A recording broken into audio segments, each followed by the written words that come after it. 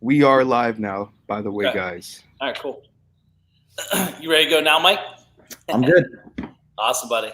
Hey, guys, it's your boy Mark Evans, DM here on Coffee and Cigars with the DM. Anyways, today I got a special guest. It's pretty cool how the universe works. I've known Mike for a while now through a mastermind group. Actually, we met back in the day. We did a couple real estate deals. He has a great company. He's sold probably, 2 years ago, Mike? It's been?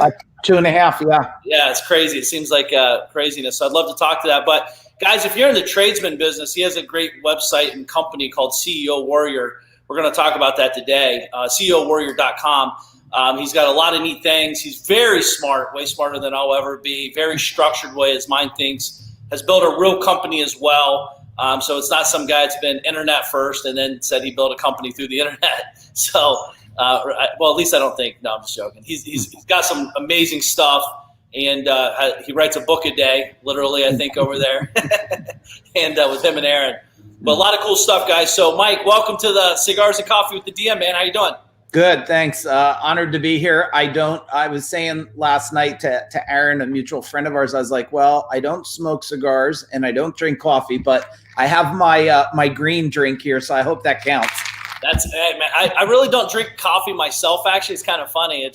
But it'd be kind of weird if it was like cigars and Bang energy drink or something, whatever else I would drink. That's right. But man, I'm excited to have you here. I mean, we got this whole lockdown situation going on. You and I have not talked prior to this, so I'd like to know, you're in the tradesman world. Like, can you real quick give a quick synopsis of what you do, and so people can kind of understand where we're coming from?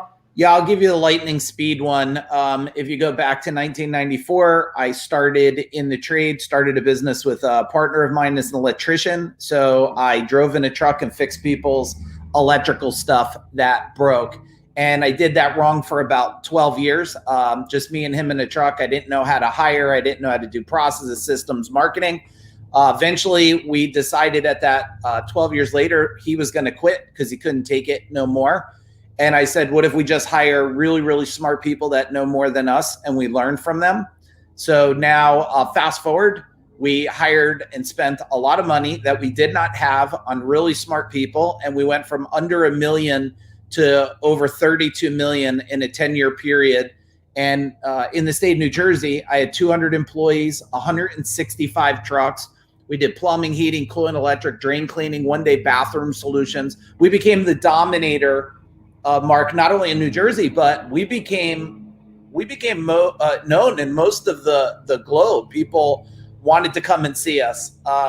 6 years ago, I got tired of seeing all my friends struggling. I'm sure it's the same with you. You talk to some of your friends and they're like, how you doing? And you're like, I'm doing great. Business is great. And they're like, oh, I'm failing. I'm not doing good. And I was like, so I started to be afraid to share what was going good. And my partner and I, we had a $32 million business running by itself. We didn't have an office in the building. And I said to him, I'm tired of hanging out with our friends and they're doing crappy and we're doing amazing. And I said, why don't we go teach this industry? Why don't we flip the industry on its head? Why don't we show the world what the industry could be? And that's how CEO Warrior was created 6 years ago. And then I sold 2.5 years ago. I sold the service company to a $40 billion private equity company. And we could talk a little bit about that if you want. Yeah, no, man, it's awesome. I think the biggest thing is what we're really talking about is you really stopped being an owner-operator and became a CEO, like a business owner. And I see, because I grew up in that world of where everyone's a tradesman. They're doing siding, windows, carpentry, anything tradesman work. Everyone's out in the field, and if they don't do the work, it's not going to get done the right way, and all this thought process. So it's like, well, what if you SOP'd it out and it got done better, and it got done more consistently, and it got done without you doing it? Just what if?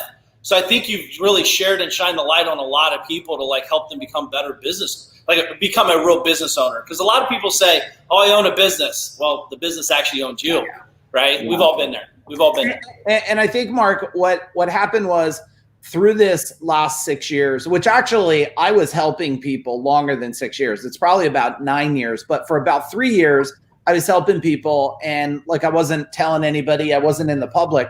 And then my fingerprints are on some of the largest service companies in the world today. But they were giving other people credit Like they didn't want to share me in the front.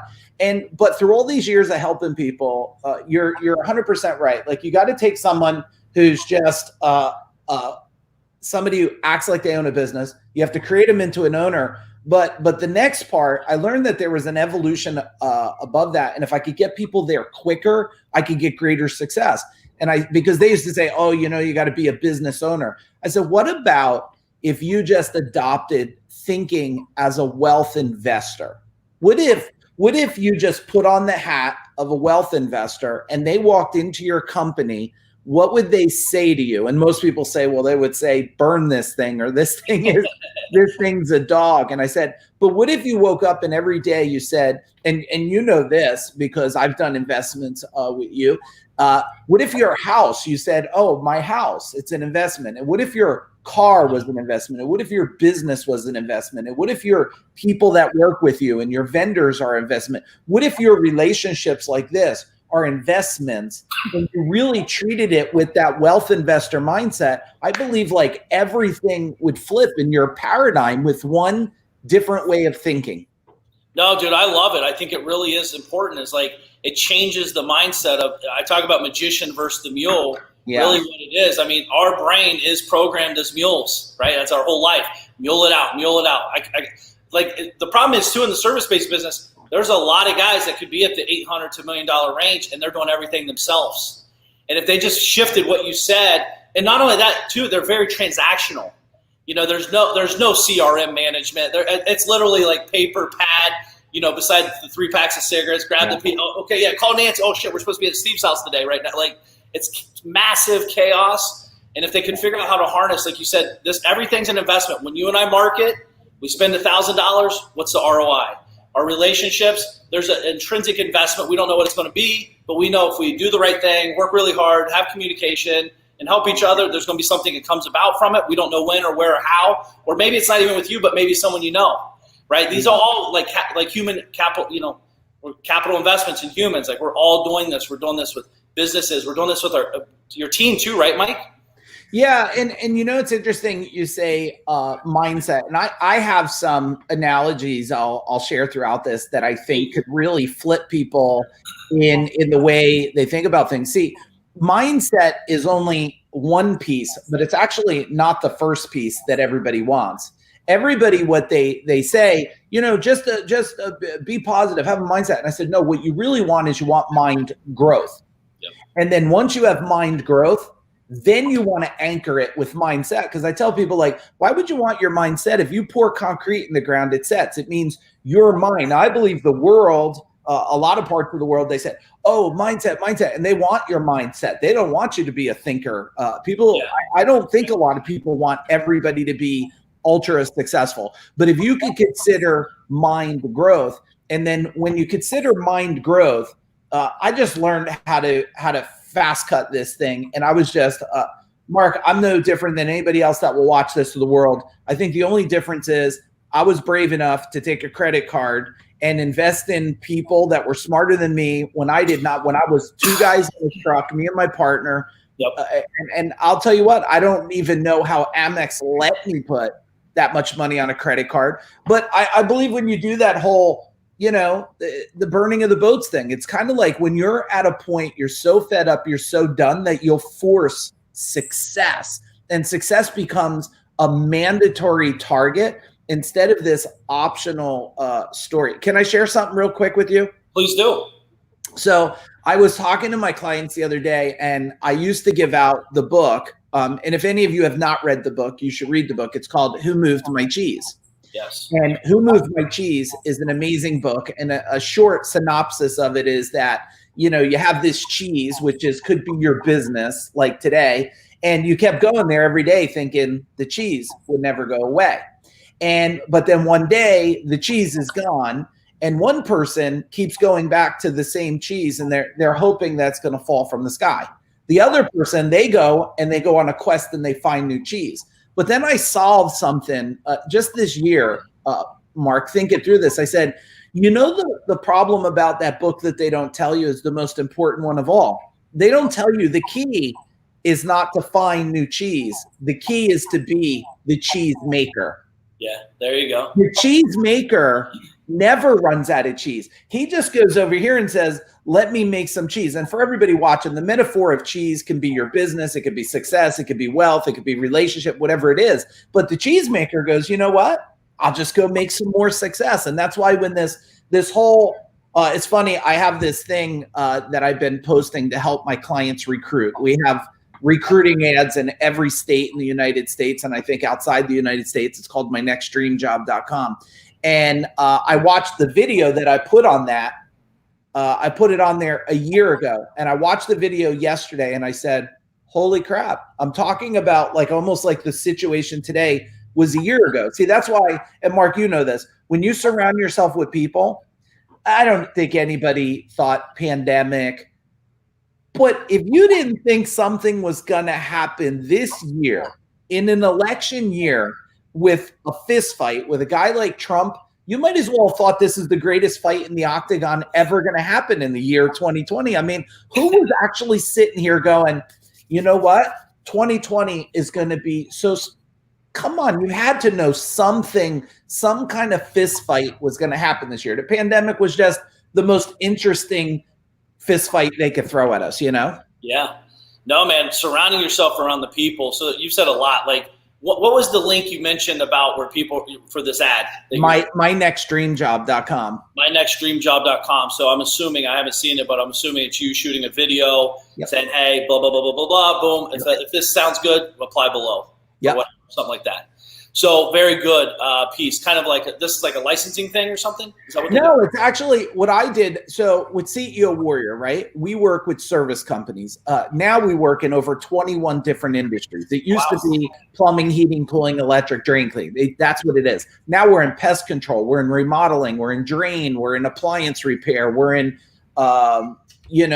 anything, carpet cleaning, indoor, anything, irrigation. Because what I found out is, first off, we help people we work with learn how to bring other trades, because if you look today, Mark, if you're a one trade company, that theory of being niche in one thing it used to be perfect. Yeah. But today, you go to Walmart, you think if they were niched and only sold the eggs, Walmart would be as big. No. People, they are moving at the speed of light. Maybe not now that they're locked in, but people want to go where it's so convenient. Look at Amazon. Like super convenient. Go there, push a button, buy stuff, shows up at your door.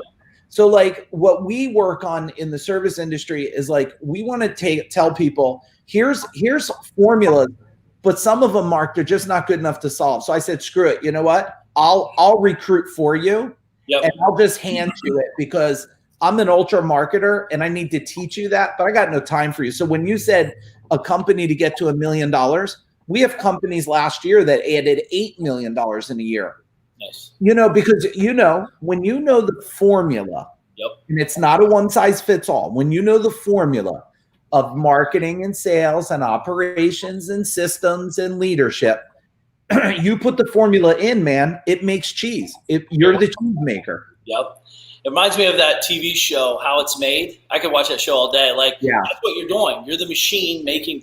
I mean, it's like, how fast can I crank them out, right? And the thing is we're adding humans in this whole situation, this mind growth thing you're talking about. Yeah. It really is as simple as shifting the mind growth thought process, right? Yeah. Everything you and I look at, it's like, what's the investment? In, out, in, out. It's not, by the way, we're not just looking for ROI. We're looking for return on efforts as well. Right? Like all of our efforts are not created equal. Dude, I could sweep this floor. I could have my garage as clean as it could be. That does not mean I'm getting more successful. Might make me feel good. Might make me feel like I worked really hard. But like I could have paid someone $50 while I went out and made SOP, by the way, people are asking what that is, systems, operations, procedure manuals. But like I could have spent time building that. But it's not fun. It's not sexy. It's not cool. Yeah. And what you're doing is, in essence, you're handing people a playbook, right? I mean, that's kind of what you're doing. Yeah. And I love that you say, because return on investment is important. I think a lot of people today, they feel like the investment needs to be right this second, right now.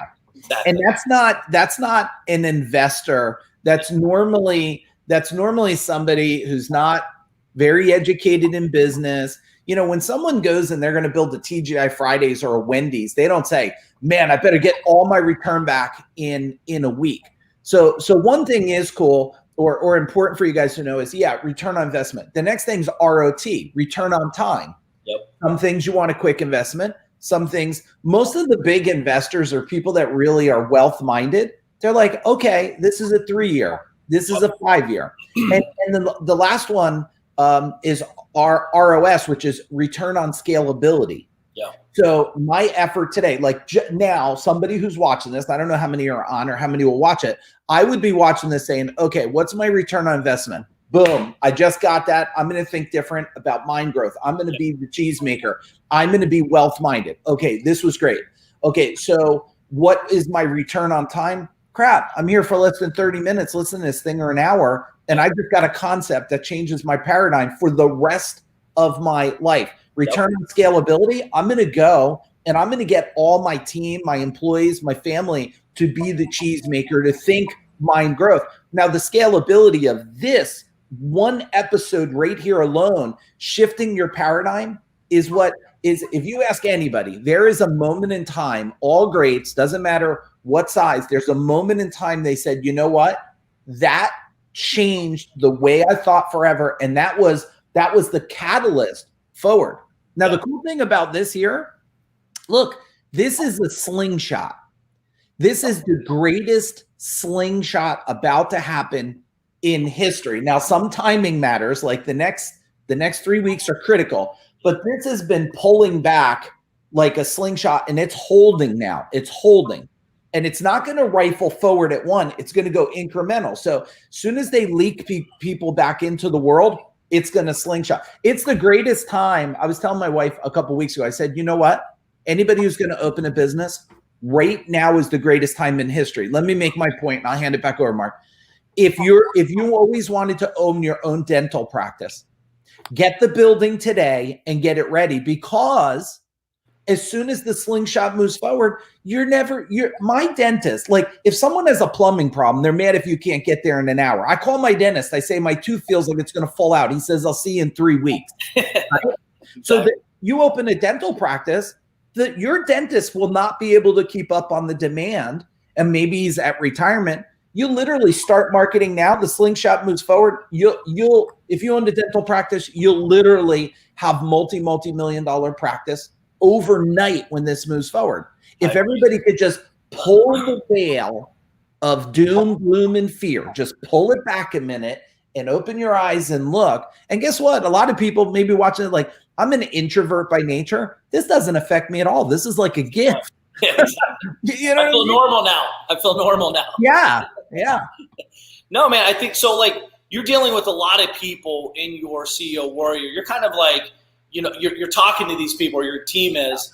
One thing you did mention is the scalability piece. I always talk about one to many, because you and I now, where we're in the rules where if we talk once, i.e. right now, this is going to get heard by many people, as opposed to if we shut ourselves in the office and talk one-on-one. It's cool to do that. I'm not saying there's not a place and time, but as you start scaling and growing, now we're asking, how can my voice be heard by more people, i.e. podcast shows, writing books, doing trainings, doing videos, and everything. It's so easy now compared to 94, 96 when I started. Oh, man. Yeah. I mean, it's a different animal. Amazing gifts that you guys have, if you realize it or not.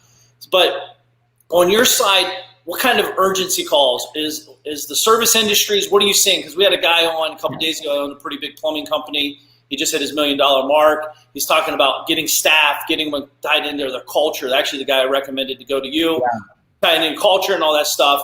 What are you seeing? Are they freaking out? Are they making money? Are they stuck in the house? Like, if you watch the news, you think everybody's, the world's dead and no one has plumbing problems now. Actually, they probably have more plumbing problems because they're all at home flushing the toilets, right? Yeah. First off, we've been preparing our clients. We work with hundreds of service companies all over the United States, Australia, Canada, New Zealand. And so we've been preparing them since last year. Something's coming. So they've been optimizing their processes. They've been building their marketing, their culture. Me being a martial artist for 35 years, I've been telling people, like, we trained for this exact situation. So our clients are running business. Actually, they're having their greatest first quarter in history, which is like great. I'm like, holy crap, this is amazing. We got people that are banging numbers, putting in numbers. And let me share why. See, first, And you know what, Mark? There's as many service companies with their head in the sand as there are that can't keep up with the momentum now, because people are home. And when people are home, they see stuff that's broken and they break stuff. So that's the first thing. The second thing is, I think it's a big mistake. Everybody in the world that's going out there saying, oh man, I'm going to, people are having money problems.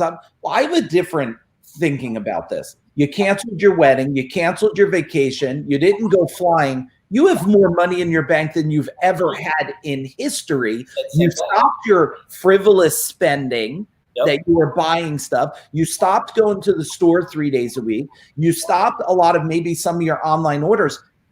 I think what they're doing by giving people free money is they're just making them richer because they had more money. So they might as well fix stuff. So we've been, just so you know, as soon as the slightest leak of China pullback might come here, we started telling our people, get prepared, make sure you're ready, understand your systems in place. And then we went into recovery mode for these guys immediately. We started doing every morning 2-hour meetings with them. Wow. Getting their culture aligned, explaining to their people the paralysis about what fear really does to somebody. And look, come on, the facts are the facts. This is a bad thing and people are dying. That's horrible. But if you look at the charts, exactly. fast food has been killing a lot more people and we didn't do nothing. The flu has killed a lot of people and nobody wore a mask. I mean, what about the attention to the vets that been the suicide rate in vets and not enough people pay attention to that. And you're sitting here and we're treating this like the end of the world. I'm not going to buy the end of the world. We're going to save. Now, the other thing, Mark, that we made clear to our clients is, guess what? Yeah, okay, if you're afraid, stay home. Don't go serve anybody. But let me tell you what will happen. Carbon monoxide kills people. And if someone has a backup of crap in their basement of 2 foot, well, the mold, the bacteria, the stuff, that's worse than any virus that's out there right now. So and that's why my pet peeve that I've been doing on social media as much as I can is I get it. The doctors, the nurses, first responders, I appreciate all of you. If you're watching this, you're one of them. But let me give you the first responder that's always shoved under the damn carpet. No one gives a hug to. It's the plumbers, electricians, the HVAC. Because guess what? If they go away, I always tell people, Mark, this. If you got rid of the plumbers, the HVAC, and the electricians, here's what you would have. You would have a really dark place. It would be too cold or too hot, and it would smell like crap, okay? And so not that the other people are not heroes. I think everybody watching this, go on today and thank your plumber, thank your electrician, thank your HVAC guy, because he's making sure the house that you might be stuck in is comfortable and safe. And he doesn't have hospital grade ventilation when he goes into your house. He doesn't have every type of sterilization. He can't go in your house and wear all the garb like you're going to do surgery. But he's still going to go in your house to protect you and serve your family. And I think everybody today, but don't honor me, honor the blue collar guy who, and I consider myself one of them because that's how I started. Honor that guy who's out there in a truck driving all over. So there's my rant on that. You know? I love it. Not only that, listen, you're putting good in the world. Call your plumber, call your electrician. First of all, they're going to say, hey, do you want me to stop by CVS and get you some meds because you're talking crazy over there? It's telling me thank you. But guess what's going to happen next time you actually really need them? You're first on the list. That's right. So I think too, Mike, in one of my other companies, I literally, as soon as I heard wind of any of this, I instantly did live videos with all my teams because we're all virtual anyways. Yeah. And I did like 30 to 45 minute calls. Like, we're very solid with cash. We are not going anywhere. We're actually going to expand. I've told you this is coming. Now is the time to shine. You know, like just really planting those real seeds. And by the way, I did it once, and then we talked about it, but I wasn't really, spearheading it weekly. Yeah. Third week, boom, one of the girls hits our director up, and she's like, hey, do I still have a job? Is this going away? My boyfriend just got laid off, and this. And I'm like, she's on the front line. She sees we're busier than we've ever been, and she's doubting because of fear. And I'm like, shut the news off. Get serious. We're still, like, guys, we just hired 3 people. How are we going out? Like, so it's like us as leaders, we have to be constantly fighting a narrative of fear. It's a real thing, guys. This is real. And I don't agree with happening, but, you know, this is reality to people. You know, it's not real for us, but you know, and it's leadership. Look, in the trades, actually a couple gifts have been handed to those that have been growing and know what to do, because one of the biggest things you hear in the trades market is there's not enough people. We have an abundance of people now because so many companies have literally stopped. And this is what I've been telling people. I've been telling my clients, I've been telling them now for months and months. I said, when this thing comes, don't you dare act like this is a snow day and you're 5 years old again. Yeah, exactly. And because I'm watching the world go home, and the government's like, oh, some of them are making more money than they did. Let me give you a check and act like it's snow day. But there's consequences to snow days. You see, the consequence to a snow day is the school year gets extended. Okay. So if anybody's out there, you know, so I was driving around with my wife weeks ago, hiring today. Yeah. But there's these people like, oh, I made $20 an hour. I'm not going to go work for 17. Look, when the pendulum is swinging, the worst thing anybody in human right now wants to do is stop the momentum of the pendulum swinging. If you're successful, well, first off, if you chose to be home, okay, fine. Then you better be training your mind, your body, your spirit. You better be building something. Because if you're not investing in your damn career, well, when this all goes back, you think the companies are going to be like, oh, you're first? The pool of people now, the competitive nature of getting an opportunity is going to be like, and you hear it. I mean, if you go back and Mark, you're like me, you know, guys that have been in this game for a while, like I've been through the Y2K, I've been through the 9/11, I've been through the 2008, what they considered as close to the Great Depression. I've been trained through this stuff. These people, and a pet peeve of mine, Mark, is all these people on the internet trying to teach people what to do. I'm like, listen here, little 25-year-old, like you haven't even been through anything yet. Be careful what you're telling people to do. Maybe he has the wisdom from his family, but most of them don't. And good information is only good if it's at the right time, the right place, and heard the right way. Because a great idea done at the wrong time could be devastating to a company today. And look, this is for guys like me and you, this has been a time to sit here and go, holy crap, this is the greatest alignment in history. Now, don't get me wrong. I got my own pet peeves about this. Is the I would call it the almost like the emergent of more conspiracies than ever before. And I'm not going to tell you I don't believe in a bunch of them. I'm not even going to go there. But I'm going to tell you, unlike any other time in history, you have the unveiling of more craziness. But guess what? Magic is a great thing. And you could be your own magician. See, while they're doing their crazy magic trick, you're building success, but nobody's watching you now. So you get to build it as big and fast as you want. See, before, whatever industry you're in, you build success. Every one of your competitors, everybody's watching what you're doing. They're so confused. You're over here just building your company, making magic. And that's what I told Mark one day in New Jersey. Everybody that did what I did woke up. And I said, it was like a stealth bomber. By the time you noticed us, it was way too late. We had 165 trucks on the road.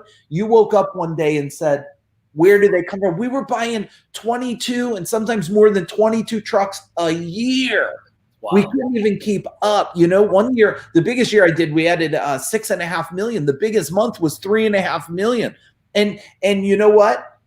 Everybody's watching this. I'm no different than you. Mark's no different than you. The only difference is we're willing to educate. We're willing to take massive action, and we're willing to stay in the game no matter what. Yep. We're not stepping back and we're not sitting in the bleachers going, well, let me just wait and see how this Super Bowl ends. You're like, no, let me get out there. I'm going to grab the ball and I'm going to run. And this is trust me. And I agree, Mark, shut the programming. Look, if you want to know the news, and I heard someone say it the other day, and I heard it in a different way, Mark, and I probably heard it before, but you know, it's that one moment they said, look, if you want to know what the news is doing, it's like television The tele is giving you your vision to believe. And as a kid, you brought up, and your father used to say, where's the program? Yep. And the program was what's happening. You're being programmed by that stuff. Don't program your own mind for success. And I've been telling everybody, Mark, because you asked about this, what are some things you told your people? I said, guard your mind like you're guarding your children. Absolutely. Guard your mind like you're guarding your children. Don't let anything in there. Don't let a seed that you don't want to grow. And you know Dean Jackson, I don't know if he invented it, but I heard him say it. You know, the best time to grow an oak tree, and let's just call it an oak tree of wealth, was 25 years ago or today. Yep. Or today, right now. Exactly, man. I think the biggest thing is like, Mike, what we're seeing is a lot of people are using this time as an excuse. Like you and I look for reasons to keep going. Yeah. A lot of people are looking for a reason to stop. Right. You know, an excuse like, oh, I can't do it. The world's coming to an end. Oh, I can't do it. I don't have enough time. And we're thinking, dude, if I can just get one more minute, if I could just get one inch better, if I could just get one more no today, it takes one less no tomorrow. Like, you know, it's like, it's a mindset. It's an investing in our, what else are you going to, I don't know what else people do all day. Yeah, what are you leading? What are you demonstrating to your children? It's funny. My son is going to be 21. My daughter is 18. And my son every night, he goes, what are you doing tomorrow? And I said, oh, I got calls. I'm going to be doing webinars. I'm going to be training our clients. I'm going to be building some things. And like every night it's the same thing for him. It's like, life is pretty normal minus we got to, you know, follow some rules here, because like every one of you that have children, especially if you're home and maybe you're laid off, yeah, that sucks. You better show your children what energy and effort and success looks like, because this is the modeling for the future. Yep. And guess what? For anybody that's watching this, if you're really good at what you do, if you're good at sales or telemarketing or anything, hit me up. There's a good chance I have a position. I hope you don't mind I recruit real quick, Mark. No, listen, that's why we're here recruiting too. You know? Hit me up, because there's a good chance that I have an opportunity, or I know somebody that might be looking for somebody who's skilled in marketing, skilled in sales, skilled in plumbing or HVAC. You know, because look, now's a great time to get a job and work really, really hard and make a great life, you know? Yeah. No, I agree, man. I always talk about they're watching. They are everybody, including your kids. Like, you know, I have a little 4.5-year-old boy. I walk by my wife, hit her on the butt. 3 seconds later, he's right behind her, hitting her on the butt, you know, with our words, with our actions or lack of actions. All this stuff does matter. And I think if you're training or programming your children to use, you know, this moment as an excuse, like you said, create a snow day mentality, you know, Netflix and watch all this stuff. Listen, go watch TV, do whatever you want, but like, know that you have to grow, you have to expand, you have to develop, you have to know your worth. And like you said, you have more money in the bank you probably ever had right now, because you're not out getting wasted on the weekends or Thursday night. That's the best night. You're not escaping your reality. Mike, what I'm seeing too, honestly, I think people's insecurities are rising. The truth is, us as entrepreneurs, if you're going to be a successful entrepreneur, you have to be very real with yourself all the time. I suck at this. I'm not good here. I'm not good. Like, so we're kind of like in our head constantly telling us what we're not good at. A lot of people fake it. Like, oh, I'm good because I got a Louis Vuitton belt on. Oh, I'm real good because I got the new iPhone, whatever. So I see insecurities. I see it around me of people that I know, like their insecurities are heightened. They're picking fights where fights aren't even, it's not even a fight. It's because they're like, oh my God, they don't know what, like our brains are like looking for the problem, not the solution. Yeah, and you know, social media is a gift and a curse. The gift is it's a marketing vehicle that is just amazing, and it's an information vehicle. Just you could just watch, and it's today's newspaper if you look at it that way. The problem side of things is it's created more anxiety and pressure and depression than anything. And let me make my case. What happens is we have what's called the comparison effect. The comparison effect used to be, if you go back 100 years ago, it used to be you just looking at your neighbor saying he's got a bigger, better horse and buggy or something, right? Today, you go on and you're sitting in your house, you got 2 kids, they're going crazy. They just tore the couch up, and you see your friend on there, and your friend's in a mansion. You know, your friend has a big fancy car. Your friend is outside cooking burgers and opened up the pool. You look in your backyard and you got weeds. And so all of a sudden, instead of being appreciative, which is another thing I would ask everybody to do, consider doing today, is don't look at somebody and judge them. Why don't you say, good job? That's say it and really care. It's so interesting because in the entrepreneur world, Mark, there's two types of entrepreneurs. Like when I come across to be on here, like, and to talk with you because we've been friends so long, I'm like, oh my God, I'm so glad to see you. I hope you're doing amazing. I watch your family. I see the pictures. I love your beautiful family. I watch them. And so for me, I'm like, man, so great job. Keep going, man. But there's the other entrepreneur that's like, oh, look at you. And, I don't have that, or I'm struggling. And the more you can appreciate other people's successes, and guess what? Some of it, and I won't mention the names, some of the biggest gurus out there today, man, the veil was taken off and they just weren't ready for this now, were they? Now they're telling their people, well, I'm not going to give you the check you were going to get. I'm not, now all of a sudden, the biggest person on the pedestal you found out was nothing more than made out of clay and stone, And so don't look at that out there. If you were to say, Mark, you know what, Mike, what's your biggest fear today? I'll give you my biggest fear. My biggest fear today is that I believe that with this, they're talking about giving people money. They're not talking about some of the things about like, abusive behaviors. They're not talking about drugs and alcohol. They're not talking about, they're not talking about mental illness and stuff. And situations like this ramp that up. And that's got me concerned. It got me really concerned when they said, we're going to close the park, but we're going to leave the alcohol stores open. Yeah.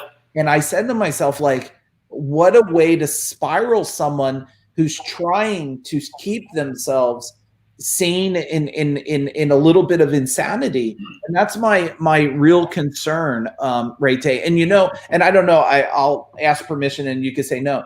But, like Joe Polish is really, he's really good in this. And he has a place that can help people like that, a charity. Is it okay to say it or? Sure, absolutely. Yeah. So he has a charity it's called Genius Recovery. And I think it's geniusrecovery.com. If you guys go check it out, he's in the entrepreneur world. I believe he's doing the best out of everyone because it's close to his heart and he's dealt with this, for himself. But this is my concern. So all of you that are thinking it's a snow day, check in on a buddy, check in on a friend, let somebody out there know if you're feeling a little lonely or something, like, hey, sometimes people just need to vent. You don't tell them what to do. No one wants to be pointed at. No one wants to be told. They just ask them a simple thing. And I use this a lot, Mark. I say, when you're going to share something with someone, just say, hey, maybe consider this. I'm not forcing you. I'm not one to ever tell you, you must market this way. You must invest this way. Consider this, and here's why the consideration. And that's my biggest fear right now. The world opens up and everybody goes back to the beach and life, but we forget that there's a lot of people that have been struggling, and everybody could be a part. Look, I told the service guys, my guys, I call them my guys because they're the warriors. Yeah. I told the warriors, if we have to hold this economy up all by ourselves, we will do it. Yep. We will hold this economy up by ourselves. We will not bow down. We will not fall down. We will do it until our knees snap. And if everybody could just say, I'm going to hold the economy up, I'm going to force the economy up, the economy will stay up. If everybody keeps treating it like snow day, and it doesn't mean you're not going to win. I never, through 2008 and all those bad years, the least amount I added to my company was $1 million more a year in revenue. That was the least. I never had a down year in my entire life. And I'm not bragging to people. I'm just saying there's formulas. But if everybody pushes up on the economy, everybody gets to work, everybody learns, everybody, guess what? Yep. This will just be another experience that you'll talk about in your future. Yeah, not only that, Mike, I think right now, we all realize we're living in history in the making. It's happening. Yeah. This is either you don't want to be one of the cases that they're talking about, like, hey, we moved the middle class person all the way down to the bottom and now they're on the nipple. Like you want to be on the top side of this. You do not want to be on the bottom side. Because again, this is all a fear control thing. I mean, we'll get all that out of the way, but like, this is definitely the most massive fear control they've ever been able to do. And unfortunately, some people are paying it, like they're actually believing it, which is wild to me. But yeah, you have to understand that, because I have buddies that own some liquor stores and all that, and they're like, dude, we can't keep alcohol on the shelves. Oh yeah. And you go, like you said, like I'm walking in my neighborhood, someone walks by me without, like, I'm not wearing masks. They walk by, they jump around the bushes to avoid me. I'm like, what are we creating? It's not that serious. And listen, it is serious if you have immune deficiencies, but guess what? You're already a high risk anyways. My people's delusional right now. There's this guy I know, he's been in cancer for the last 10 years. He has all this crazy treatment stuff going on, and he passed away, unfortunately. And I'm talking to someone I know, and they're like, oh, dude, did you hear so-and-so got COVID? They died. I'm like, dude, they died because they had cancer for the last 10 years, and they're sick. Like, they didn't die of COVID. They died of natural causes. Now it's called COVID. So it's such a magic. It's such a hidden agenda. And I don't know if it's true or not, but like, if you look at some of the stuff that everybody who dies is being tagged at, they're writing articles about it. They're writing articles about it. My buddy Sean just was sharing an article last night on live. Like, they're writing articles. New York City says 4,000 people, surges, blah, blah, blah. But, and then there's the more lettering that says, and I'm paraphrasing massively, but it's like, we're not testing. We're just addressing it. Like, and I'm like, how can you do that? Like, what are you doing? Yeah. People read it as real. It's interesting, Mark, because my daughter a month ago had tonsillitis, and but when this had started, so she went to urgent care, and I was like, I'm thinking there's got to be hundreds of people there. There's no one there. Yep. So then a friend of mine did get this, and he lived, and he's fine. Yep. And he went to the hospital, and I said, how many people were at the hospital? He says, a couple. And I said, this doesn't make sense to me. It doesn't make sense to me that there's line. Now, there is lines outside of Walmart. It's smart, though. That is true. There's lines outside of a Walmart. I went to, my wife and I drove to our beach house yesterday down in New Jersey, Seaside Beach. And we go down there, and Mark, they blocked off the beach, so you can't, like, first off, it's 50 something degrees. So I don't think there's going to be 5 million people on the beach. But you can't, now you can walk over to the bay, because I guess they don't have enough money to block the whole bay, because you're still going to see it. But on the other side, you can't walk up and look at the ocean. And I told my wife, this is absurd. Fresh air is very good for you. Yeah. And, me being a contractor all those years, I mean, I used to go into houses, the whole family would have thermometers in their mouth. I didn't care. You're immune to had the typhoid flu. I would tell my guys, wash your hands, take some vitamin C. But if you don't want to work in this house because they got the flu, well, I don't know, I can't pay you this week. Like, you didn't worry about that stuff. There's been this stuff around for so long, and I agree. They're causing, franticness amongst people. 60 days ago, you didn't give a shit what you touched. Yep. A contractor would pull up to McDonald's, eat his French fries, lick his fingers, and he's been fine. Yeah, exactly. So it's a crazy time. But you know what? For those of you, all crazy times move past. All conspiracies, eventually you'll never know. Nobody will know what to believe about 9/11. Nobody will know what to believe about Y2K. There will always be all these, one person says it's right, the other says wrong. You know what? Here's what we know for sure is right. You're a human as far as we know. Yeah. Maybe you're not, but most people are probably humans. You probably have a family or somebody you really, really care about.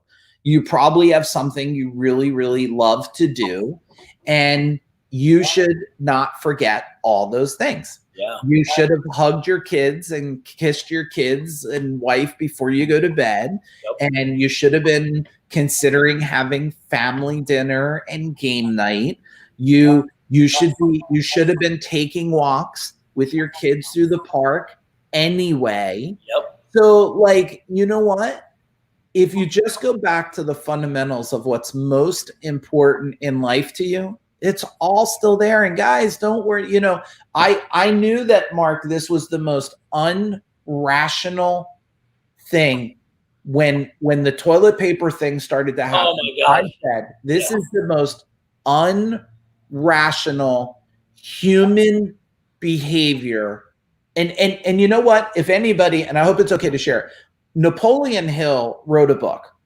He wrote a couple good ones. Now, the one, Think and Grow Rich, was a great book. Unfortunately, it's the most read book, but people just did not become rich from it, right? So maybe it wasn't the right book, but it's still a great book.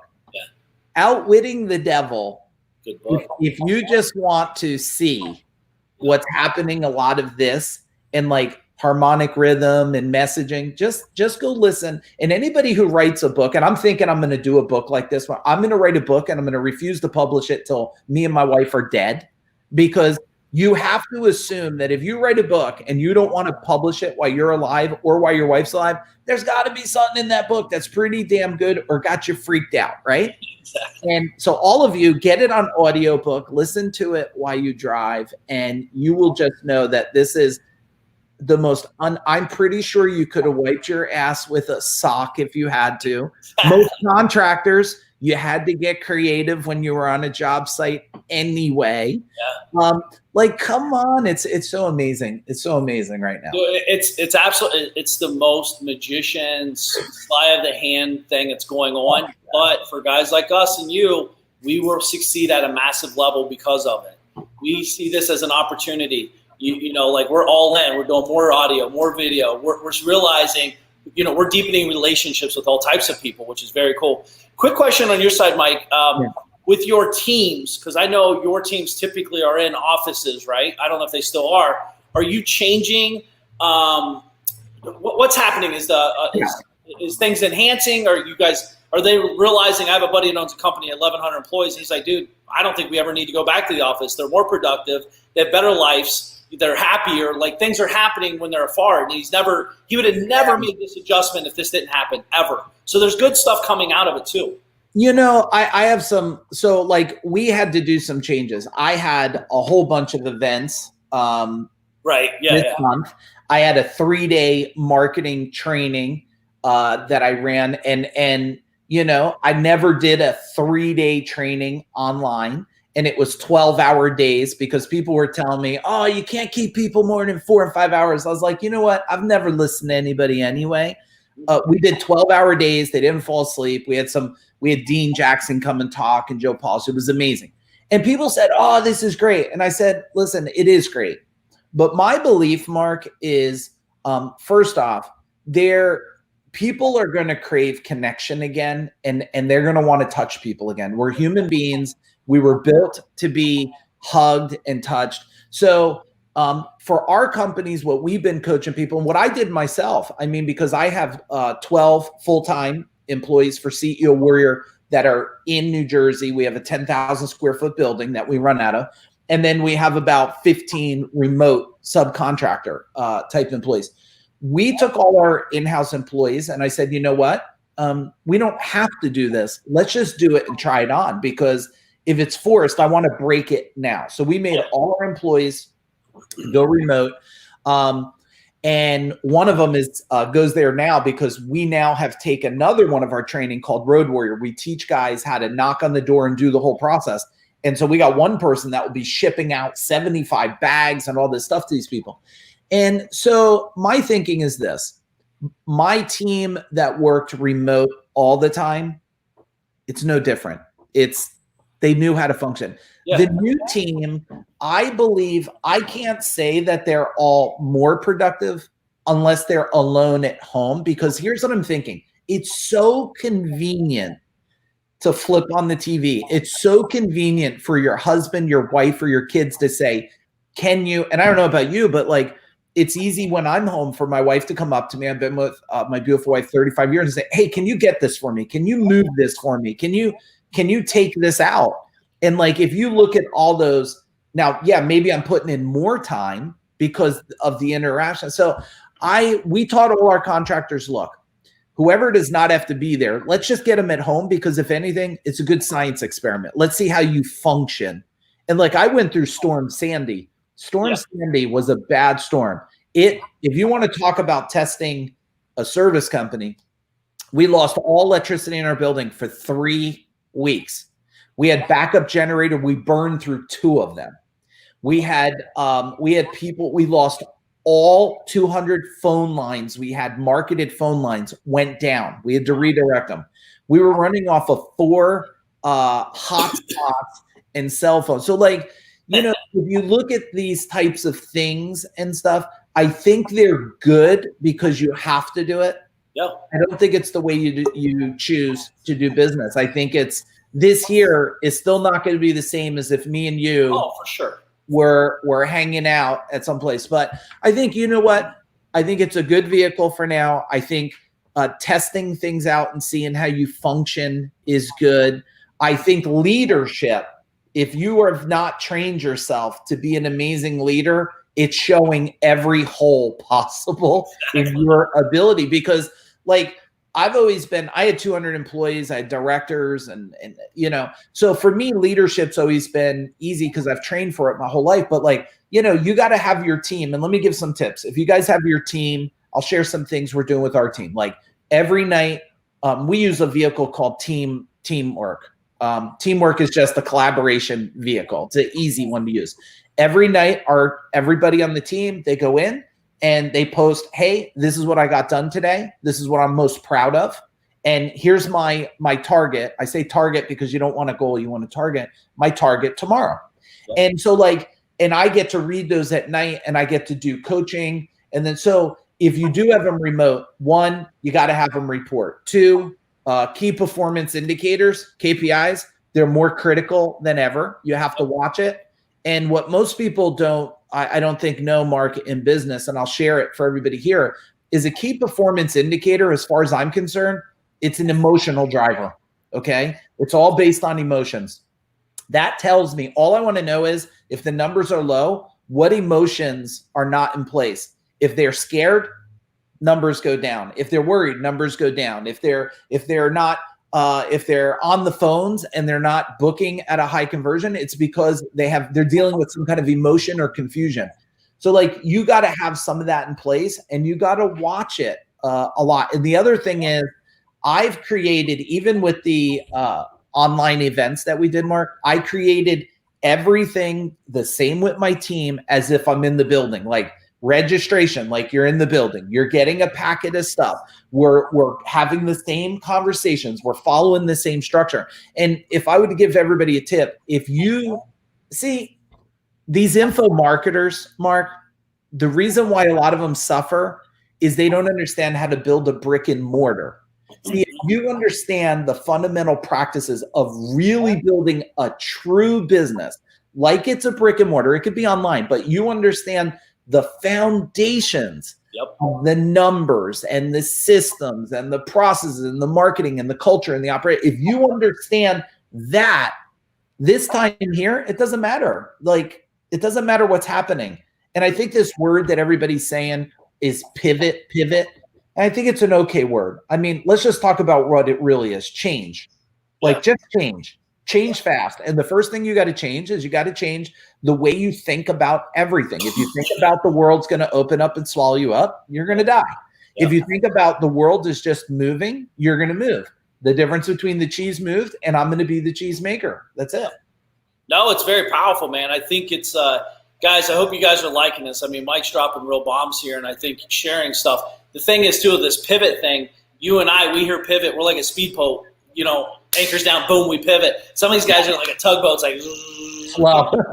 That's them pivoting. It takes 13 years to make a move. It's like, dude, you better, like, again, what's interesting is how did people not, Mike, so it's funny, last 3 years, people are like, when's the market changing? When's it shifting? When's it crashing? Blah, blah, blah, blah, blah, blah, blah, blah. And then when it happens, we don't know what it looks like or what it sounds like or what the word is, coronavirus or whatever it is, but we knew it was coming. Why are so few people not prepared? That's what's great as business owners. I'm saying this word very loosely, business owners. The world is created people to numb them and not be prepared. We have so many. Look at the rate. I mean, I know some parents now. I've always worked hard not to be one of these parents. I'm saying so I'm a martial artist, 35 years. I have a martial arts dojo in my house. My son's trained, my daughter's trained. Like, I never wanted to be told my wife, I'm never going to be that guy that's going to go football, baseball, swimming, soccer. Like, and what happens is the world has been made to move so fast that people just don't know how to function now, when actually they step back and go, whoa, all this was really happening. Yeah, it's always been really, really happening. And the point is, guess what? A lot of you missed the messages, you missed the indicators, you didn't know. Here's what I will tell people. One, the way you do business, I don't care what size company you are. I have companies now that I work with that literally are startup, and the biggest company we work with is doing over 100 million. And we have everybody in between 8 million, 15. That's why sometimes, Mark, people come to me and they go, hey, do you just work with new people? I might be a little big. I'm like, oh, where are you? They're like, yeah, we just did 1 million. I'm like, well, okay, I don't even insult you, toddler. But like, we have companies that go from 1 million to 5 million in like a year. So like, there's no regulator on the gas pedal, and you can go in this. But let me give you some facts from my belief, and it's only my crazy belief. The way you communicate with people, the way they think, just like after 9/11, the way they think, the way they're going to purchase, the way they want the quality of service, everything has changed. And if you are not, and it may not be me, it might be Mark, it might be someone else out there.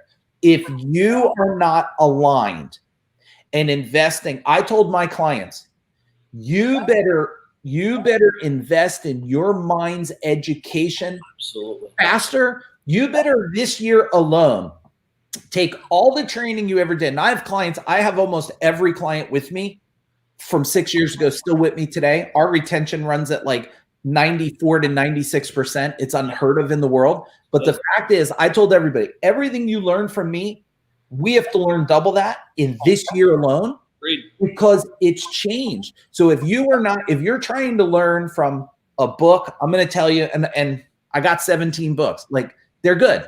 You ain't going to get what you need from a book, everybody. You better get yourself in a tribe of people, wherever that is. In Facebook groups, they're great, but that probably ain't going to get it done for you. You better get in smart people that know your situation and can tell you, you know what? You better twist this, shake this, bake this, put this forward, and take it. Hear it from me, from a crazy tattooed martial artist. I'm telling everybody, you better learn at the rate of speed, and you will win. You'll look back in 3 years and go, holy crap, look what we did. But if you're surrounded around people that don't know, you're in groups trying to give you a nugget here and there, you're trying to read a book to get it done, you're moving too slow. And Mark, you know that because we met in a group, God knows how many years ago. So we've been investing. We've been investing in our education for a long time, Dude, I mean, in a weird way, I'm excited for what's going on, Mike. I'm actually waking up, I already get up early, but I can't wait to wake up even more. I'm like educating my brain on like new strategies, new principles, new like leadership skills. Like, how can I develop? How can I grow?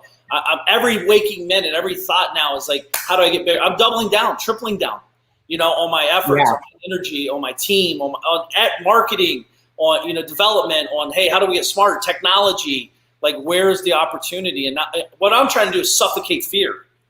Fear is not real in our world. So I'm suffocating it with opportunity, suffocating it with action. We're too busy to worry about fear. We're too busy actually working. Yeah. And if you look at, like, I'm a guy that's done a whole lot of breakthrough stuff. Like I do, I've been doing the firewalking things for years. I do firewalks in my backyard and breaking arrows on your neck and sticking needles through your hand. Like, I've been doing every type of breakthrough thing for probably 12 to 15 years now. And the one thing I tell everybody when you're experience all of this type of like intense type of breakthrough stuff is fear breaks out, false evidence appearing real. And fear is predicting a future that never happened. And unless you're Nostradamus or something, if you think about it, it's like fear. This is going to happen. Wait, I always tell people, like, where did you learn to predict the future? Because like 2 months ago, you said, well, you know what? You never know when you're going to die. You might get hit by a car. Today, you're like, man, if I don't wear a mask, I'm going to die. It's like, what? Like, you might wear your mask and the damn thing might block your vision and you might get run over by the damn car. You know what I mean? Like, just embrace. I think it goes back to, and I think a lot of people's beliefs get challenged, Mark. And I'm a spiritual guy, so everybody bear with me. I'm not a religious guy. I'm a spiritual guy, even though I was brought up a Catholic, and then I was a Buddhist for many years, probably 8 or 9 years, and then I just became a spiritual belief guy. And, you know, when you have strong belief, it's like the thing that I always watch, you know, in certain religions, when people, they get so sad someone's going to die, and I'm like, don't you believe in heaven? And they're like, oh, absolutely. And I said, tell me about heaven. And they said, oh, it's the greatest place in the universe. You know, it's a place where all these things. And I go, why? I know you're going to miss them, but you mean they got a key, they got a ticket to the greatest place of your belief ever, and you're freaking out? It sounds like they're going to fucking Nirvana here. It sounds amazing to me. There's going to be lots of cigars and lots of coffee, and it's never going to end. And so, like, what I would tell people is, the fact that you can't go to your church because they said no doesn't mean you can't believe. Make the church inside your home, whatever your belief is. Put a little chapel inside your home. Talk, you know what I mean? So, like, don't forget. And the number one belief, Mark, is people have to believe in themselves. If you believe in yourself and you know that every waking moment, I mean, I do the same 2 things every day, Mark. When I go to bed, I say the same thing every night I go to bed. I thank as many things as I can I'm grateful for. And I tell the universe, if you let me wake up tomorrow, I won't let you down. I promise you. I will deliver. I will serve. I will be relentless. I mean, I've been telling people, like, I've worked harder the last 30 days than the last 10 years of my life. The second thing is, every morning I wake up, hair's all wild, I smile. And I'm like, thank you. Another day. I am going to playful out. I'm going to work my ass off. I'm going to figure stuff out. I'm going to serve clients. I'm going to change this world, and I'm going to do my part. And I do the same thing every night and every day. And if you just do that one thing alone, life will be, it doesn't matter if it's today, it's gone, or tomorrow. You're just going to enjoy, like, and I am glad this, Mark, like you're probably looking at your wife in a better way. Now, some of you, maybe you're fighting with your wife because you've never been around her so much, but, like, really step back and just look at the people in your world. And, like, why, I get it. It sucks to be said you have to stay somewhere. But if I said to you, what would you do for your family? You would say you would kill for them. Well, why don't you live for them? Right? It's very powerful, man. 100%, man. I think everything you're saying really comes down to is, hey, I'm thankful for what I have, not what I don't have. You know, so many people are sitting here talking about what they don't have. You talked about it earlier about, like, they're seeing what everyone's got or this or that. It's like, dude, you got to wake up. You got to see, touch, feel, smell. Like, be grateful. And, you know, again, I do the same thing. I'm just grateful, you know, to be alive. I want to be a great steward of my time. I want to be a better version tomorrow. It doesn't have to be 100%, 1% every day. And we develop, we grow it. And by the way, Mike, we're not talking this is easy. You're going to get kicked in the teeth. You're going to get punched in the face. You're going to get kicked on the ground. Like, that's part of the process. But when I see that, I'm like, well, at least I can get back up. At least you know, like it's training, man. It's training. You know, it's life's training. If you look, they call it positive reframing, right? Okay. And positive reframing is, look at anything. Like, I'll share an example. People say, Mike, where did you learn? And this is, be curious about people, everybody. Be curious. Ask people good questions, like when they share things, like if they do. So somebody one time asked me, they said, well, when did you start martial arts? And I said, when I was 15. And then they asked me something most people don't. They said, why? And I said, well, I'll tell you a story. When I was 15, I was dating a girl before my wife. Now I've been with my wife since I'm 15, but before her, and she started dating gang members. Oh, And not that I lived in an area with tons of gangs, but there was an area not far. And I was late for vocational school one morning. And as I walk in, there they are, 5 gang members. They plowed me they hold me to the wall. They're just beating the heck out of me. They didn't break me, but they hurt me, man. My lip and black eye, and they punched me all over. And then I made a commitment that day. And people would say, well, that's horrible, man. That's so horrible. And I said, yeah, it was horrible. But it made me start martial arts training that now I've been doing for 35 years because I made a commitment that will never happen in this life again. Exactly. So if you go back in time, look, I had a lawsuit, Mark, started at $4 million. We settled at $1 million when we were small. I thought it was going to put us out of business. Yep. $1 million. Anybody in a service company that's got to pay $1 million, like, we had to get loans. I took my whole home equity line. I had to put my houses up. My partner had to put his house up. Yep. And guess what? Now that I look back, it created momentum and fuel for me. And I think we went back then, maybe we were 8 million. We went from like 8 million to 16 million. You know why? Yeah. Because if you look back in time, anything that's been bad, you had a choice. Let it kill you or let it turn into fuel. Yep. And this is the same thing today. And all of you watching this, go back in time and just say to yourself, what did I deal with and how did it forge me into the strong human you are today? And if it didn't forge you, let it forge you today. Let it make you, I did this cool thing with my son. My son still does it. We went to a blacksmith. Oh, cool. Yeah. Master swordsman. And we took a little piece of metal like this and we stuck it and we forged it and man, it's hard ass work. And before you know it, you have this beautiful, hardened, razor sharp blade. But you know what? That metal had to go through heat. It had to go through banging. It had to go through grinding and filing. And if you just look at yourself, if you haven't been doing that yourself, well, start grinding, start pounding a little bit, start conditioning your who you are. And you're going to win. And my hopes are everybody watching this, Mark, besides I'm honored to be here. Thank you. And I'm honored to have you as a friend. Thank you for that. You've always been there no matter what. I hit you up. You're always there for me. I hope that this one episode alone, and Mark's been doing a ton of them and they're great. Like, I hope what this one's the catalyst now. I hope it's the one that you just go, you know what? Stand up after this or shake yourself off, scream at the sky and say, you know what? I'm going to move forward. I'm going to move forward on a way in a momentum. Tell your family you've been awakened or whatever. Tell them you're moving forward unlike you're going to work. Because it don't matter if you're 20 years old or 100 years old. Yep. You can move forward with endurance and power. And I hope this one session here does this for everybody, Absolutely. I mean, that's why we're all here, is like to wake you guys up and give you the real stuff. Like we're behind the scenes in the front lines. We're getting punched. I mean, we're doing exactly what we're recommending doing. So, real quick here, backstory. Like I did a video a couple of days ago and I mentioned CEO Warrior. And Mike shot a 16-second audio that, hey, man, thank you very much for giving me a shout out. Boom. Text, hey, Mike, you want to get on the show? So, we're so aware too, right, Mike? I think awareness is very important, guys. Like if Mike mentions me, someone's going to tell me that. I'm not going to just say, oh, that's pretty cool. I'm going to say, yo, man, thank you very much.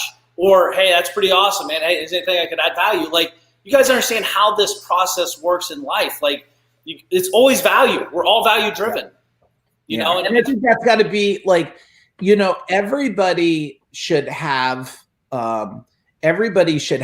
a mission or a movement that they want to create. Yes.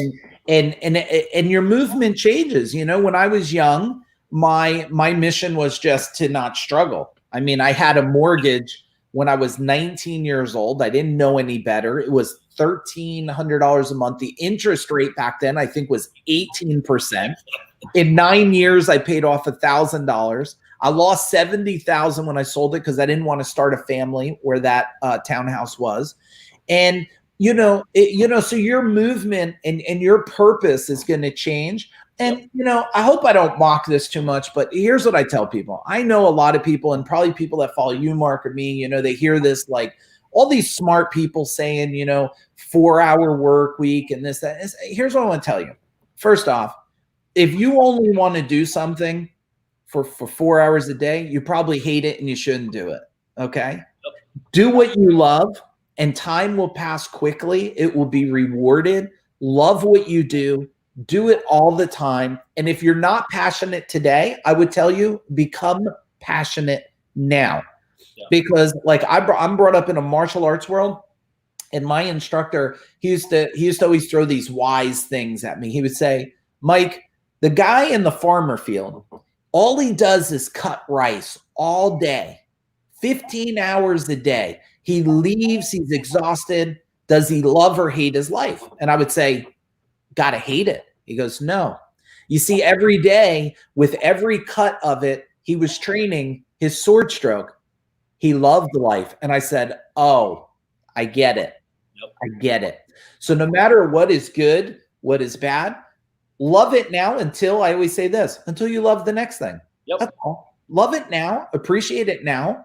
And yep. Until the next thing. It's funny, Mark, because I'm sure in your world, I don't know if you get it. Like I had a guy the other day, you always have some of these haters that don't like your message or don't like who you are. Or they think you're, somebody used to tell me, they say, you CEO warrior guys, you're a bunch of chest pounding guys. And I said, okay, like, let's not forget, like Tarzan pounded his chest, the Hulk pounded his chest, like King Kong. I said, okay, good. So like someone reached out the other day, they had a negative thing. And I just reached out and I said, you know what? You said what you said. I love you. Yeah. That's all I did. I said, I love you. Absolutely. Right. That's it, man. Yeah. So like, if you could just, and I don't think this happens throughout life. My dad told me many, many years ago, he said, someday you're going to watch a cartoon with your kids. You're going to cry, you're going to get emotional when you get older. And I was like, nah, probably not me, but all that's true, and you get to choose that anywhere along the journey to care more, to love more, to like more. And you know what? People will feel that and they'll follow it. They'll follow it. And because they know that you're pure at heart and you're not just trying to sell them a gadget or a hope. Like I don't sell nobody a hope. I don't sell them a dream. Yeah. You know what I do? I offer to deliver them wisdom and show them how to apply it and how to be a better everything. Because I always tell people in the CEO warrior world, Mark, like I'm not okay someone gets wealthy and gets divorced. I'm not okay they get wealthy in diabetes. I'm not okay they get wealthy in mental sickness. I'm not. I'm like, I want you to be holistic in life. I want you to be happy. I want you to have a good business. I want you to love your family. I want your, like if you're home, well, first off, how many I'm wondering your theory. Let me ask you a question. How many babies are going to be born? It's going to be a lot. A lot? Yeah. Not at my house. I promise you that. No, not mine either. I'm all done with that. I'm all fixed up and stuff. So that ain't going to happen. No, it's going to be a lot, man. Right. I'm sure it's going to be a ton. Everything's saying. So, find your passion and fall in love with the journey. Yeah. Mike, you and I, like, what's interesting is I would like your thought. Like, I love the journey. That's kind of why I like what's going on, because it's gritty. It's journey. Like, I know what's going on right now makes me a better person tomorrow. And then 5 years from now, I'm going to look back and say, man, I remember those great times, like blah, blah, blah, blah. Like every time I got beat up or every time I got a big lawsuit issue or this or that, or, the number one team member leaves for whatever reason, I look back and I'm like, oh my gosh, like if they didn't leave me, where would I be? I'd be worse off. Every time it made me stronger, made me wiser, made me more, more connect, made me a better leader. Because I used to treat my employees like crap until my number one person left me, and I realized I'm treating them like a mule. I'm trying to figure out how to pay them less. I'm trying to work them harder because that's how I was taught. I didn't know any better. But when that moment happened, I learned from it, and then I developed a different skill set. Right? It makes you better. Yeah. If you look, I always say the formula, the 3 P's, like power, passion, purpose equals power. Right? Passion and purpose will equal power. And you know what? Everybody, like you and I, Mark, if we pulled up our shirt, looked at our backs, there's lots of whips, there's lots of arrows. And you know what? It creates you into who you are today. And you know what? I had 5 employees leave in 1 week. Twice that happened to me. I had a business partner I had to buy out for over $2 million. I didn't even know how the hell I was going to do it. Like everybody has been through their own wars, and nobody's war is better or worse than the other. It just is. Yep. And you know, the fact is though, in this world, things are changing. That's fact. The other fact is the way people will think in the future is changing. I think that's fact. It's my fact. The other thing that the fact tells me is I better figure out how to work within this new world quicker than ever before. So where I always say this is so great in my world, I never have to worry about a lot of clients needing stuff on Friday because people shut down. You never hear anything on Saturday and Sunday, but Monday morning, baby, everybody wants to work. Yep. And so I'll give you another thing we told our clients, 45 days ago. Go to your family, let them know a storm might be coming, and let them know what work's going to look like.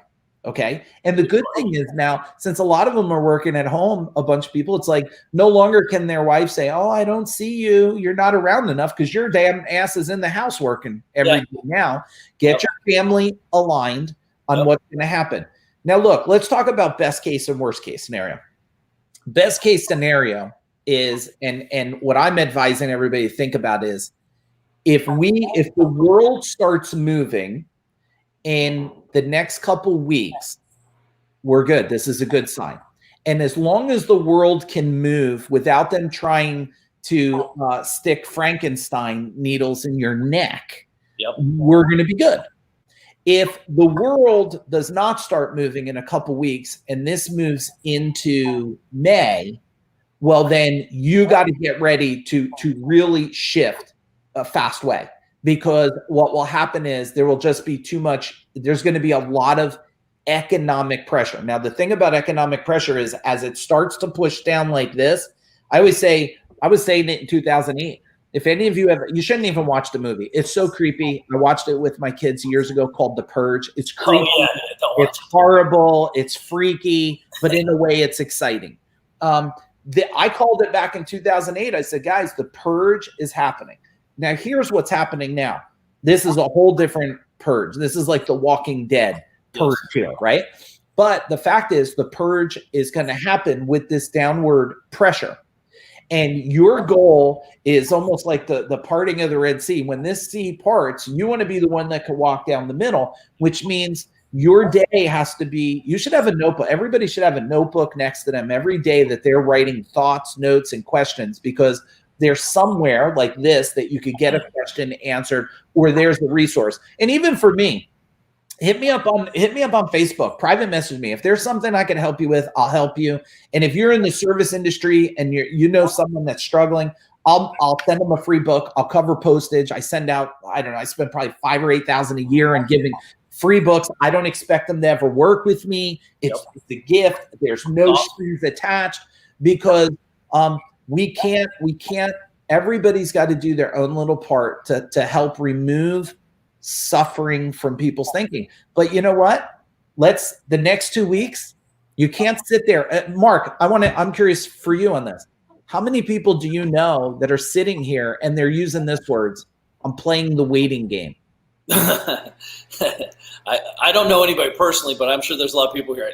Because our world, I'm expecting this to go until June or July, honestly. That's how I'm planning. I'm plotting June or July. Quarantined or just the situation? I think quarantine. Interesting. I think it's going to be way long, because I think the problem is getting people back to, like, normal's a new normal has been reset. It's different normal. I think people are really. I think it's already happening in Virginia. They're quarantined until June 10th, I believe. Really? Yeah. I didn't hear that yet. Yeah. So my buddy's out in Virginia. He's he's got a big farm. He's like, they're saying not to stay home until June 10th now. So anyway, I just think I think that could get lifted, but like my brain's thinking worst case scenario, so I can function different. My actions are different. My urgency's a little bit tighter. Yeah. So it's kind of like if you're trying to lose weight. I'm not trying to lose 4 pounds. I'm trying to lose 40. It's a different effort. Yeah, so, and I think the problem here, the situation, I don't want to say problem, I want to say situation, is that the president knows one thing, and all these individual mayors are trying to translate their own thing. And they're not matching together. And that's the part that's worrying. I hope it doesn't go to June because I don't think it's good emotionally Oh gosh, for people. it'd be terrible. I don't think it's good emotionally and human behavior wise. I don't believe that's good. And I believe if they push people to June, we could end up in a look. The surroundings of the world is positioned for a revolt of some kind. Mm-hmm. Like, and when humans get to the point where, see, right now they fear death. When they get to the point that they no longer fear death, they will just say, fuck it. Yeah, absolutely. Sorry, I cursed on here, but I don't know if it's loud or not. I agree. They will just move about. Yeah. And I already see that human pressure happening. Dude, now, it doesn't have to affect anybody's business. Like we have one of the things our clients say is, oh, some homeowners are worried about having people in the house. I said, well, the only reason they're worried is because you haven't educated them, right? Yeah. Because if you educate people on your practice, what you'll do, and let's face it, if you live in a house and you haven't had it inspected and the electric checked and the plumbing checked, well, what do you want? If you have a flood in your house or a fire in your house, you're going to be forced to go live somewhere that's probably not as safe as you're living now. Exactly. And so, like, you know, there's risks and there's rewards. Yep. And the risk is, okay, and it's funny, the people that are worried about having people in their house, they're the same people that go and walk through Walmart to get something. Exactly. You know, so education, and just so you guys, everybody listening who does know some marketing and stuff, you know, direct response marketing is simply directing people how to respond. Educational based marketing is really what a lot of you should be focusing on right now in all your business. Yes. Education first, direct response second. If you go back, 2 months ago, you could just direct response the shit out of people. They're going to buy. And then you could do consumption. You could do education. The second marketing all of you should do to know about education-based marketing is create consumption-based marketing. Education is going to give them information. It could be in little bits or long bits. Consumption-based marketing is like this. You're on, you're listening. It makes sense. You're going to consume this whole thing till we're done. You just told your kids, be quiet. I'm listening to something, right? You're going to consume it. Now, if you look at the best places for consumption-based marketing is, Netflix has already done the job for you. It's here.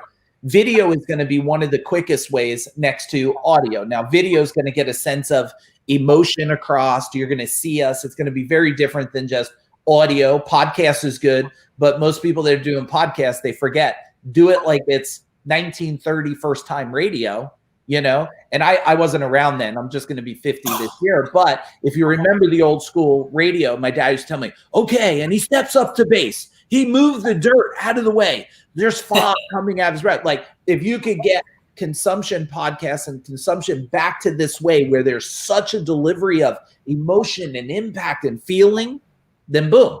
So if you guys could just focus, whoever's listening, on the order of education, consumption-based, and direct response, you're gonna lead. And the last thing I would probably say is branding frequency is probably the most important capital today on the planet, because branding frequency has become easier. Well, I don't want to say easier. It's easier against your competitors. You can't, Mark, I got to share this. Yeah. I spent 4 years ago, the last election, I thought I could outmarket on TV the election. And this was a very stupid move. It was $2.3 million worth of TV. I mean, I've done marketing, right? Like 3 years ago, I sent out 1.4 direct mail pieces. I know direct mail. I did 2 point whatever million in TV. I had 150 billboards in New Jersey. Like I did a lot of marketing. I could tell you a lot of shit never to do in life that doesn't work. And I could tell you stuff that doesn't. In today's market, there's a logical order of what, and why I say education first is because everybody's already reading and consuming COVID and these loans and all this. If they're consuming, give it to them to consume, right? I know they're consuming. And then at the bottom, just like this, it's like, hey, pay attention to this and think about this. And if you want more of this, get this. there's a logical order, guys. Just most people don't know the order because they just haven't done enough marketing, in their life. Yeah, no, man. I mean, that's why we're here. We're educating because we know this is where the eyeballs are. You're at home on Facebook or YouTube hanging out at seeing what see if Nancy's cousins, brothers, sisters, daughters, sons, dogs got COVID. So we know you're hanging out in these environments. So we're trying to produce content and educate you guys on what really as an entrepreneur, how to become better, stronger, more importantly, for yourself and your family and your company. I feel like it's our duty, right, Mike? I mean, you and I are on the same mission with that for sure. It's our duty. It is. And leverage.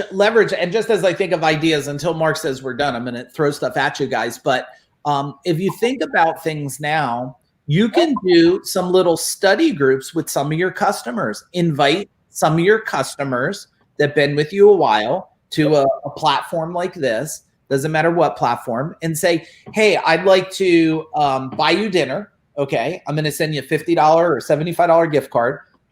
I just want you to join me for 1 hour as a loyal customer, and I just want to ask questions. How are you feeling now? What do you see the future of your services? What do you see yourself buying in the future and not buying? What do you think? See, you have to get into the people's minds to understand the real opportunity. And most of anybody on here that has customers, I don't know if it's 50, 75 or 100, the value would be crazy worthwhile. But the fact that you're doing that, you're going to get intel that is going to help you marketing. It's going to be intel to help you for your culture. The other thing I would say, Mark, is, and I said it with the Genius Recovery, here's something I'm doing myself a lot. All of you consider whatever charity you believe in or small business or something. Now is not a time to stop supporting. Take $50, take $100, buy from the deli down the road. Give to a charity. Like I had Dean on and I had Joe Polish on, and I was like, man, what's your charity? And I was like, I'm making $1,000 with it. Not that $1,000 is not important to me too, but you know what? It's the people like us, Mark, that are leaders. It's our part to also give. You guys know when you give and not expect anything back, it comes back 100 times anyway. That's not why you should do it. You should just do it because it feels good. And if you're not in the position that money is so tight, damn, make these masks for somebody, or look around and go online and say, you know what? I have an extra TV. I have an extra microwave. If somebody's microwave broke or their refrigerator broke, I got one for you. Just reach out. I'll put it at the curb. You don't even have to see me. I'll wipe it down with alcohol for you. Come and get it. And as a society, I believe it's our right.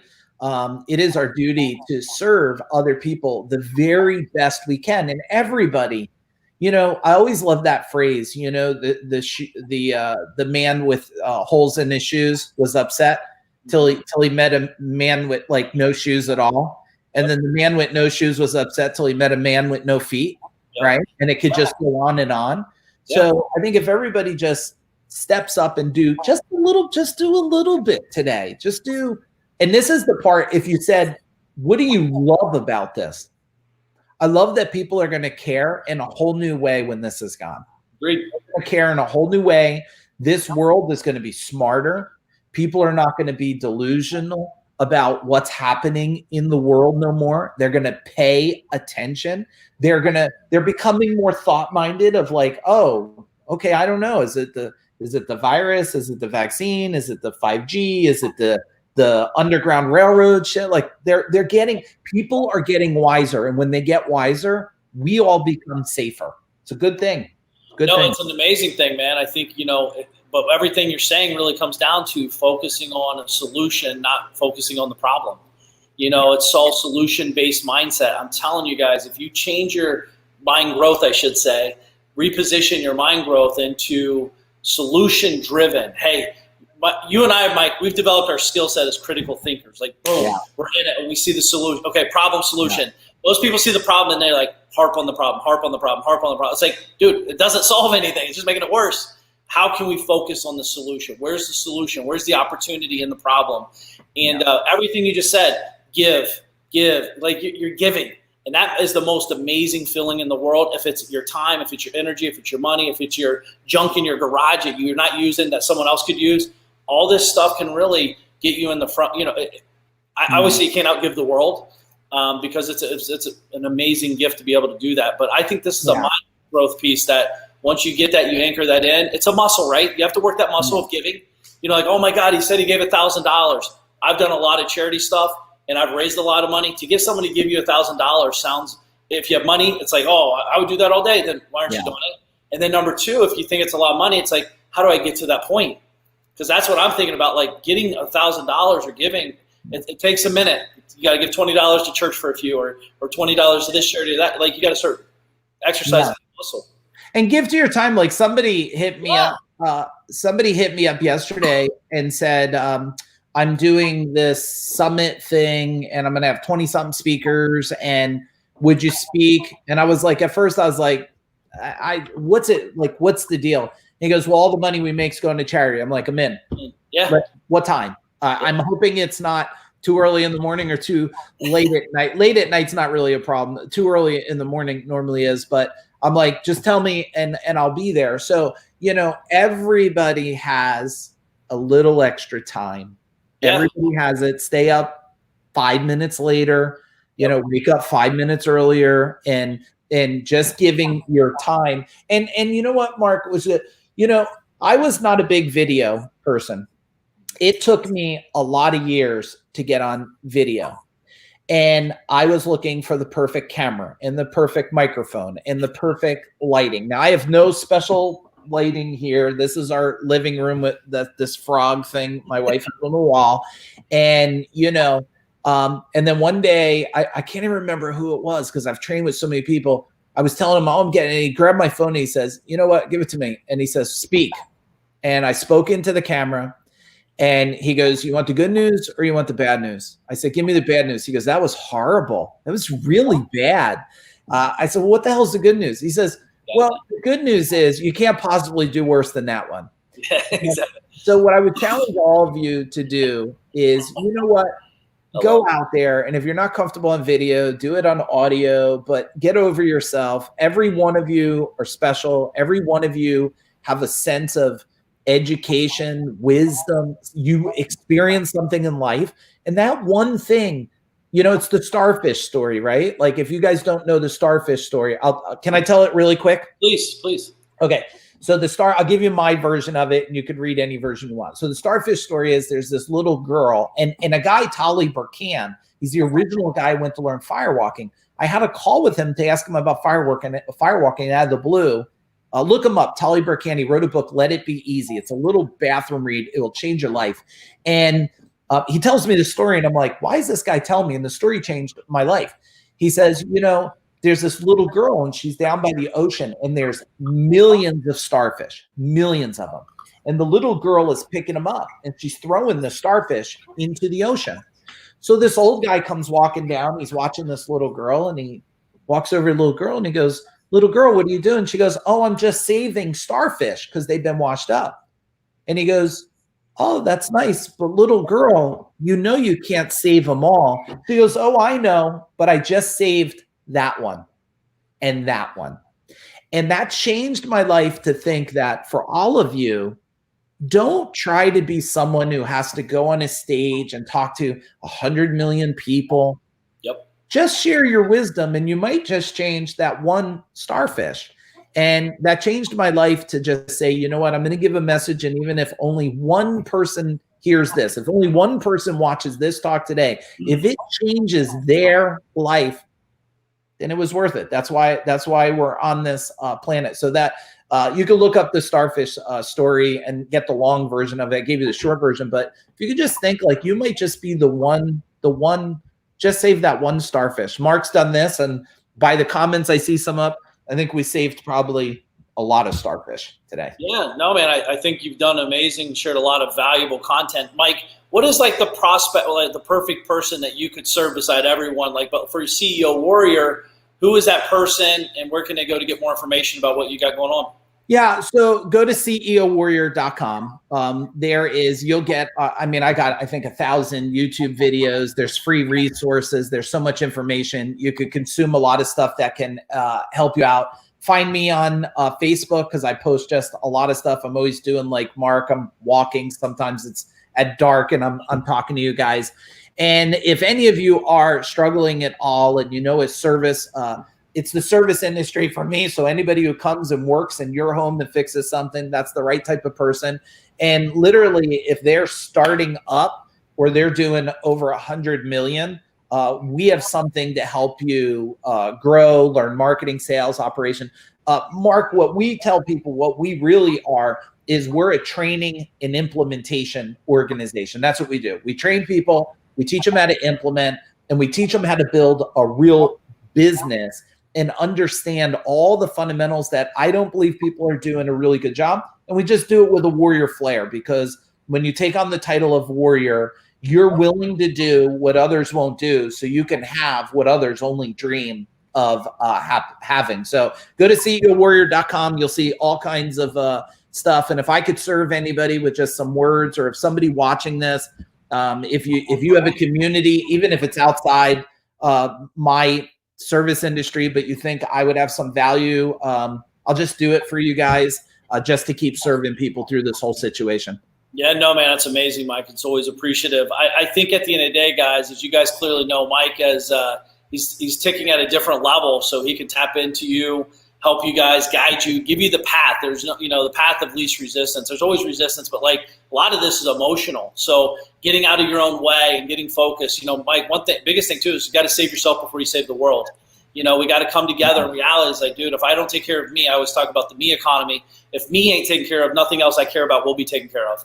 So getting healthier. Right now is a great time to get healthier, get smart. I mean, there's just so much opportunity right now. So Mike, buddy, I appreciate you being here. Thank you very much. I apologize. It went a little longer than I said, but. Perfect. I had a blast. Yeah, no, man. Thank you very much. And I look forward to hanging out with you, buddy, soon. Thanks, man. Thank you, guys. Have a great day. Talk to you.